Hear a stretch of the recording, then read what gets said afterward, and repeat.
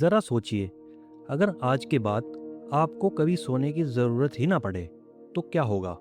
क्या आपको अपनी जिंदगी के वो साल वापस मिल जाएंगे जो आप अपनी पूरी जिंदगी में सोते सोते गुजार देते हैं? पूरे 25 साल। सोचिए, 25 साल में आप कितना कुछ कर सकते थे। अपने अधूरे सपने पूरे कर सकते थे, अपने परिवार के साथ ज़्यादा समय बिता सकते थे, या शायद वो ज़िंदगी जी सकते थे जिसके लिए आपके पास कभी समय ही नहीं था। शायद। लेकिन आज तक किसी के साथ ऐसा नहीं हुआ, क्योंकि प्रकृति ने ऐसा होने की इजाज़त ही नहीं दी। और सिर्फ इंसान ही नहीं, इस धरती पर लगभग हर जानवर सोता है। आखिर ऐसी क्या चीज़ है जो इस धरती पर लगभग हर जीवित प्राणी को हर दिन कुछ घंटों के लिए सब कुछ छोड़ने पर मजबूर कर देती है? इस सवाल का जवाब सिर्फ एक चीज़ में नहीं है, बल्कि दो अलग अलग सिस्टम में छुपा है। पहला सिस्टम बहुत आसान है। जितनी देर आप जागते रहते हैं उतनी देर आपका दिमाग काम करता रहता है, और जितनी देर वो काम करता है उतनी ही तेजी से एक तरह का स्लीप सिग्नल बढ़ता जाता है। शुरुआत में आपका दिमाग कहता है अभी नहीं, लेकिन जैसे जैसे ये सिग्नल बढ़ता जाता है, आखिर में दिमाग कहता है कि बस अब सोने का समय हो गया है। साइंटिस्ट मानते हैं कि इस सिग्नल के पीछे कई चीज़ों का रोल होता है, जिनमें एक अहम मॉलिक्यूल है, एडेनोसिन। शायद आपने कभी ये महसूस किया होगा कि अगर दोपहर में थोड़ी देर सो जाएं, तो उठने के बाद कुछ देर के लिए फिर से ताजगी महसूस होने लगती है। ऐसा इसलिए क्योंकि ये स्लीप सिग्नल कुछ समय के लिए कम हो जाता है। लेकिन अगर सिर्फ यही सिस्टम काम करता तो एक सवाल खड़ा होता है, हर दिन हमें लगभग एक ही समय पर नींद क्यों आने लगती है? और कई बार बहुत थके होने के बावजूद भी नींद तुरंत क्यों नहीं आती? क्योंकि कहानी यहीं ख़त्म नहीं होती। एक दूसरा सिस्टम भी है। आपके दिमाग में एक दूसरी घड़ी भी चल रही होती है, जो दिन और रात का हिसाब रखती है। इसे हम बॉडी क्लॉक कहते हैं। साइंस में इसे सर्कैडियन रिदम कहा जाता है। जब ये दोनों सिस्टम एक साथ काम करते हैं, तभी आपको नींद आने लगती है। जैसे ही आप सोते हैं, आपका दिमाग एक और हैरान करने वाला काम शुरू कर देता है, सपने। लेकिन अगर नींद का मकसद दिमाग को आराम देना है, तो फिर सपने क्यों आते हैं? इस सवाल पर वैज्ञानिकों के पास कई मजबूत जवाब हैं, लेकिन आज भी कोई एक जवाब ऐसा नहीं है जो हर तरह के सपनों को पूरी तरह समझा सके। सबसे पहले देखते हैं साइंटिस्ट ऐसा क्यों मानते हैं।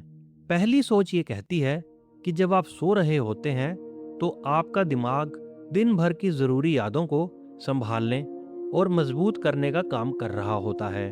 शायद इसी वजह से एग्ज़ाम के दिनों में या फिर कोई नई स्किल सीखते समय उसी से जुड़े सपने आपको ज़्यादा आने लगते हैं। साइंटिस्ट इस प्रोसेस को मेमोरी कंसोलिडेशन कहते हैं। बस एक समस्या है, अगर सपनों का काम सिर्फ यही होता तो फिर इतने अजीब और कभी कभी बिल्कुल बेतुके सपने क्यों आते? एक दूसरी सोच ये कहती है कि सपने हमारे दिमाग का दिन भर की भावनाओं को समझने का एक तरीका हो सकते हैं। शायद इसी वजह से जब हम ज़्यादा स्ट्रेस में होते हैं या किसी बात को लेकर परेशान होते हैं, तो वैसे ही सपने ज़्यादा आने लगते हैं। रिसर्चर्स इस सोच को इमोशनल प्रोसेसिंग थ्योरी से जोड़ते हैं, लेकिन इससे भी पूरी कहानी समझ में नहीं आती, क्योंकि कई बार हमें ऐसे सपने भी आते हैं जिनका हमारी भावनाओं से कोई साफ संबंध ही नहीं होता। और एक दिलचस्प सोच ये भी है कि सपने हमें आने वाले मुश्किल हालात के लिए तैयार करते हैं। शायद इसी वजह से कई लोगों को भागने, गिरने या किसी से बचने वाले सपने आते हैं। रिसर्चर्स इसे थ्रेट स्टिमुलेशन थ्योरी कहते हैं। यहीं एक नया सवाल खड़ा होता है, अगर सपनों का मकसद हमें मुश्किल हालात के लिए तैयार करना है, तो फिर हमें उड़ने और ऐसी जगह के सपने क्यों आते हैं जो असल दुनिया में है ही नहीं? शायद कोई एक थ्योरी पूरी कहानी नहीं बताती। हो सकता है हर थ्योरी इस रहस्य का सिर्फ एक हिस्सा समझाती हो। लेकिन एक पहेली अभी भी बाकी है। अगर हम लगभग हर रात सपने देखते हैं, तो सुबह उठते ही ज़्यादातर सपने याद क्यों नहीं रहते? सुबह उठते ही कई बार हमें बस इतना याद रहता है कि हमने कोई सपना देखा था, लेकिन कुछ ही सेकंड बाद वो सपना जैसे गायब हो जाता है। आखिर ऐसा क्यों होता है? सबसे दिलचस्प बात यह है कि ज़्यादातर लोग हर रात कई सपने देखते हैं, फिर भी सुबह होते होते उनमें से ज़्यादातर भूल जाते हैं। एक सोच ये कहती है कि सपने देखते समय आपके दिमाग का वो हिस्सा जो नई यादों को लंबे समय तक संभाल कर रखता है, उतना एक्टिव नहीं होता। वैज्ञानिक इसे हिप्पोकैम्पस की एक्टिविटी से जोड़ते हैं, लेकिन इससे पूरी कहानी समझ में नहीं आती, क्योंकि कुछ सपने हम कई सालों बाद भी याद रखते हैं। शायद फर्क सपने में नहीं, बल्कि उस पल में होता है जब आप जागते हैं। अगर उसी समय सपना आपकी यादों में ठीक से दर्ज हो जाए तो वो याद रह सकता है, और अगर नहीं तो कुछ ही सेकंड में वो हमेशा के लिए खो सकता है। लेकिन नींद का रहस्य यहीं खत्म नहीं होता, क्योंकि ये सिर्फ इंसानों की कहानी नहीं है।